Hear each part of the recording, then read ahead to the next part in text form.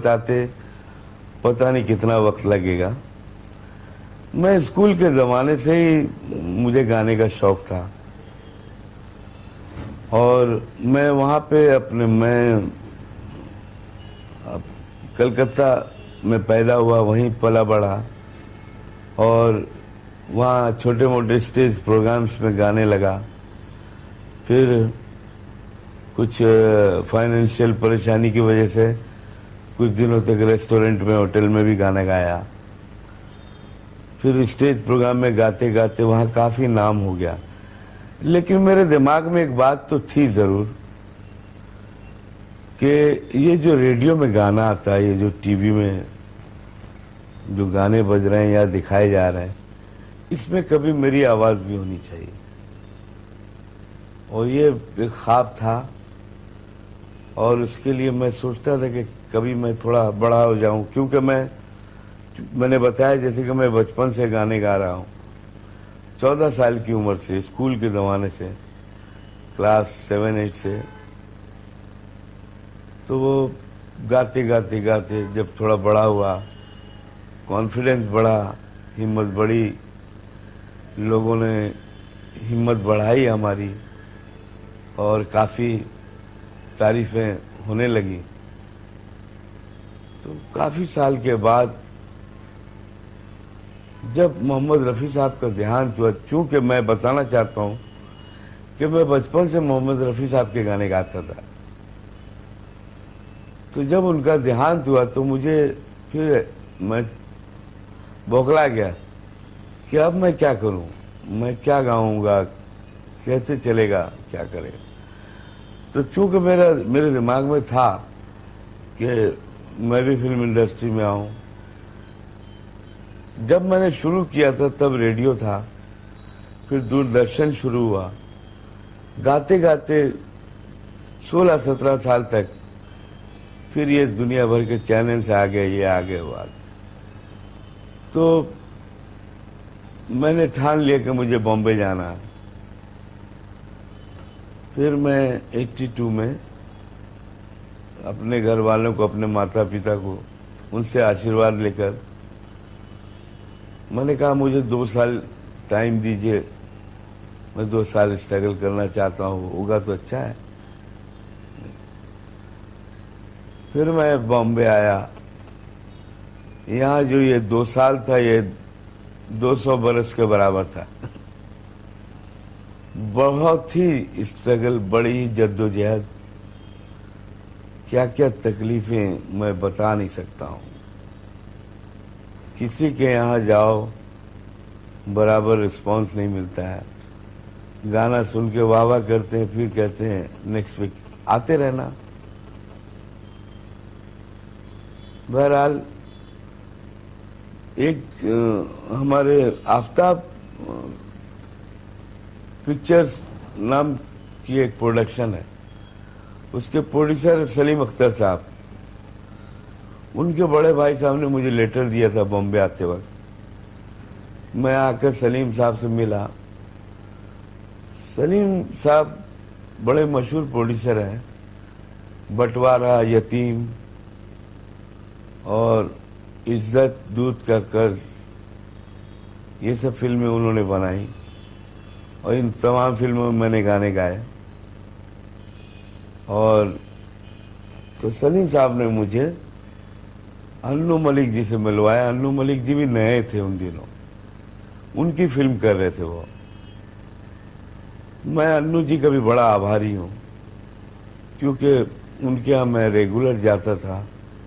वो गाने बनाते थे, मैं सुनता रहता था और वो जो गाने बनाते थे मुझे वो गवाते थे, डेमो बनाते थे वो। इस तरह से एक दिन अचानक मुझे सुबह 7 बजे एक लड़का आया मेरे पास। मैं एक जगह रहता था पेइंग गेस्ट में। उसने आकर कहा, भाई क्यों सो रहे हो यार, उठ जाओ। तो मैंने कहा, अरे क्यों, क्या बात है? चलो अन्नू जी बुला रहे हैं। मैंने कहा, क्यों, क्या बात? अरे रिकॉर्डिंग है, तुम्हारी तकदीर खुल गई भाई, तुम अमिताभ बच्चन के लिए गाने वाले हो।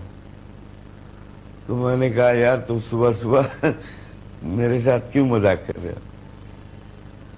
उसने कहा नहीं बिल्कुल सच बात है। मैं जल्दी जल्दी तैयार होकर गया। तो उन्होंने कहा जल्दी कागज कलम निकाल गाना लिख। आज एक बहुत बड़ी पिक्चर के लिए तुम गाना गा रहे हो, फिल्म मर्द के लिए।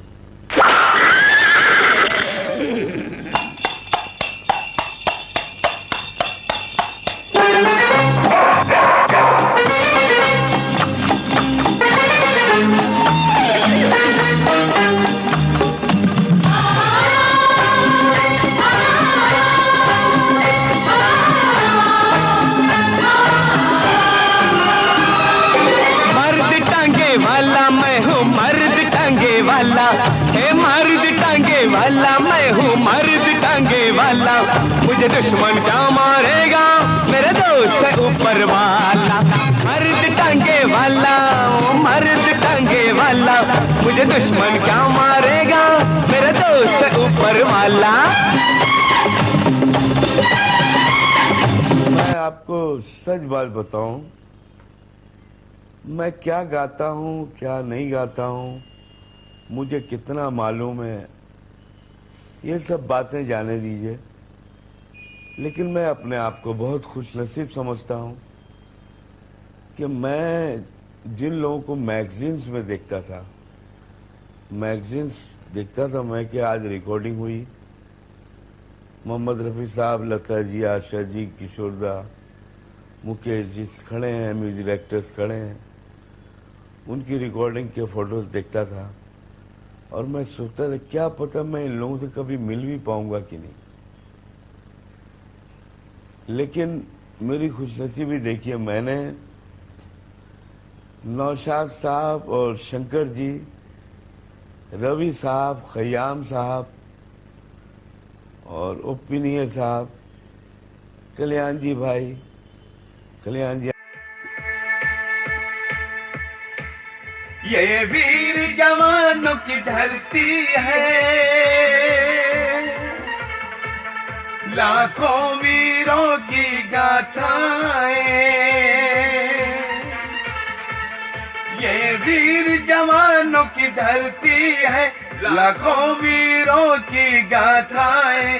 ऐसे ही कुछ वीर और ये चार अक्षय प्यार के याद रखियो, ये चार अक्षय प्यार के, प्यार से बने ये सारे। मुस्लिम डिवोशनल एल्बम किए हैं 110 एल्बम, और हर एक एल्बम में 8-8 गाने, यानी 800 कितने हो गए, 80 होंगे शायद। इतने गाने तो मैंने मुस्लिम डिवोशनल गाए हैं जो रियल सूफी सॉन्ग है, आप कह सकते हैं। उसी तरह भजन, मैंने हनुमान चालीसा से लेकर तुलसी दास की चौपाइयाँ, कबीरदास के दोहे, आपको वो याद होगा जय हनुमान सीरियल, वीर करण, रामायण, इन सब में मेरी आवाज़ है। और मैंने कवालियाँ बेहिसाब गाई हैं। और मैंने, लोग आज 2-3 तरह के टाइप के गाने गाकर अपने आप को वर्सेटाइल कहते हैं। मैंने फास्ट नंबर गाने, कॉमेडी सॉन्ग्स, रोमांटिक सॉन्ग्स, चुलबुले गाने, सैड सॉन्ग्स, भजन, कवालियाँ, हर तरह के गाने गाए हैं। तो वर्सेटाइल वो हैं या मैं हूँ। तो ठीक है, मुझे ज़माने से कोई शिकायत नहीं है। मैं बहुत लकी हूँ कि मैंने लाइव रिकॉर्डिंग किया लता जी, आशा जी के साथ खड़े होकर। मैंने 11 गाने गाए किशोर दा के साथ खड़े होकर, डुएट सॉन्ग्स। यहाँ तक कि किशोरदा मेरे लिए रिकमेंड करते थे कि मेल वॉइस में गवाना है किसी को तो मेरे साथ मुन्ना को बुलाओ। मेरा घर का नाम है मुन्ना, तो मुन्ना को बुलाओ। तो ये बहुत बड़ी खुशनसीबी की बात है। पहले लाइव रिकॉर्डिंग जो होती थी वो एक परीक्षा होती थी। ऐसा लगता था कि आप फाइनल एग्जाम पे बैठे हैं और आप कभी भी फेल हो सकते, क्योंकि 100 म्यूजिशियन बजा रहे हैं। हिंदुस्तान के नामवर म्यूजिशियंस हरि प्रसाद चौरसिया जी, शिव कुमार शर्मा जी, मनोहारी सिंह जी, लुई बैंक्स, केसी लॉर्ड, सुमित मित्रा और न जाने कैसे कैसे म्यूजिशियंस आपके साथ बजा रहे हैं। उनके कान में हेडफोन है और आप गाना गा रहे हैं। आप एक भी रिटेक देते हैं तो वो उनके कान तक जाता है, वो सुनते हैं। आपको शर्मिंदगी होती है गाने वाले को। तो एक बड़ा चैलेंजिंग मोमेंट होता था हर दिन कि आपको एकदम तैयारी में रहना। अभी क्या है, ये मैं आपके सामने इंटरव्यू दे रहा हूं, सच बात बता रहा हूं, मेरी आवाज अभी बैठी हुई है। लेकिन अभी अगर कोई मुझे रिकॉर्डिंग में बुलाएगा मैं जाकर गा सकता हूं, क्योंकि वहां अभी एक एक लाइन, एक एक वर्ड पैच वर्क होता है, वहां पे डबिंग होती है एक बंद कमरे में जहां आप पर हंसने वाला कोई नहीं है।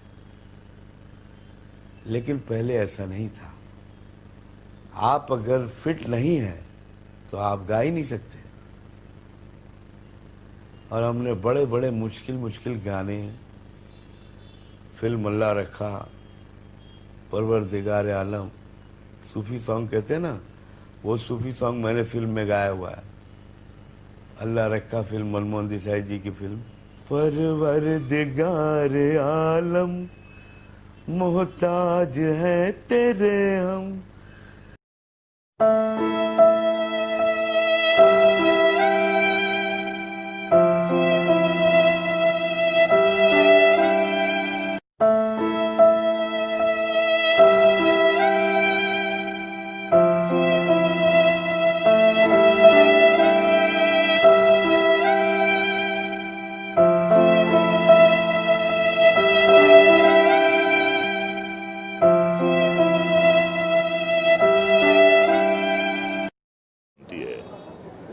लेकिन मुझे उन्हें बहुत करीब से देखने का मौका मिला।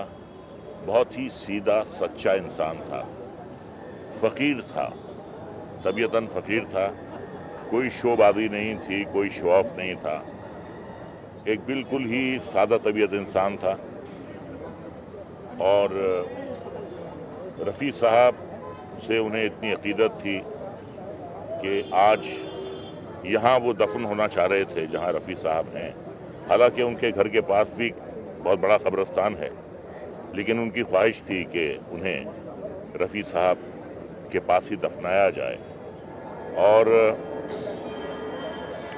ये कहूँगा उनके बारे में कि डायबिटीज़ थी उन्हें, उसकी वजह से अक्सर उन्हें तकलीफ़ होती थी, लेकिन कभी बीमारी उनके आड़े नहीं आई, उनके काम के आड़े नहीं आई। बड़े अच्छे उन्होंने गाने गाए। बहुत मशहूर गाना जो है माय नेम इज़ लखन, और कर्मा के गाने हर करम अपना करेंगे ए वतन तेरे लिए। और एक बहुत ही मशहूर उनकी गज़ल थी नगीना की, आजकल याद कुछ और रहता नहीं, एक बस आपके याद आने के बाद। तो हमने ना सिर्फ एक बहुत अच्छा सिंगर खोया है, एक हमने बहुत अच्छा इंसान खोया है। और यकीनन उनकी कमी जो है हम सबको बहुत खलेगी। और कभी उनके बारे में कोई गलत बात नहीं सुनी, कभी उनके मुंह से किसी की बुराई नहीं सुनी, कभी किसी के मुंह से हमने उनकी बुराई नहीं सुनी।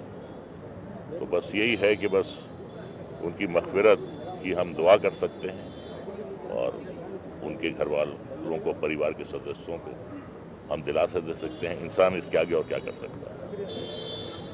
Thank you.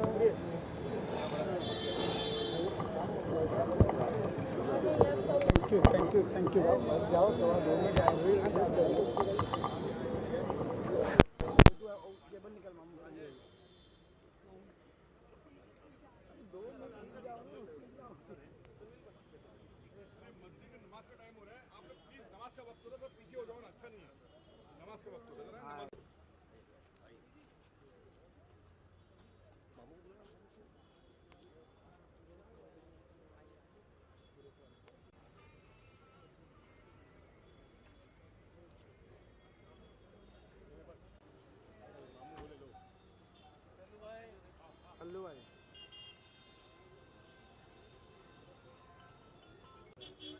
उससे पूछो ना, अजीत से। अजीत गया है वहाँ पे। अजीत, हाँ हाँ हाँ। अरे उसमें स्कूटर चलो इनका करते हैं। आजा। मामू किधर है? मामू, अरे आओ इधर। अभी तुम आ गए हो, ये साइड आओगी तो हेलो हेलो। चलो रेडी मन। इधर दे दो। अरे बूम नहीं, इधर दे दो। आस्ते आस्ते आस्ते। आप रुक जाइए सबका। हाँ चलो ठीक है। पीछे जाओ, पीछे जाओ। देखिए, बहुत बड़ा कलाकार और बहुत अच्छा इंसान चले गए। फिल्म इंडस्ट्री में फिर से एक उम्दा कलाकार हमारे बीच नहीं रहे। वो हम सबके दोस्त थे, अजीज़ थे, बेहतरीन सिंगर थे। इतने सालों से उन्होंने एक से एक काम किया, एक से एक गाने गाए। मैं स्ट्रगल कर रहा था तो उस वक्त भी उनको देखता था। लक्ष्मीकांत प्यारेलाल जी से लेके सब बड़े बड़े टॉप के संगीतकार, म्यूज़िक डायरेक्टरों के साथ उन्होंने काम किया। बहुत अच्छा लगता था। जब भी हम लोग मिलते थे बड़ा हंसते खेलते रहते थे। ऐसा लगता था कि ये मेरा जिगरी दोस्त है, वाकई जिगरी दोस्त थे। आज सुन के मतलब विश्वास नहीं कर रहा हूँ, विश्वास नहीं कर पा रहा हूँ कि वो हमारे बीच नहीं है।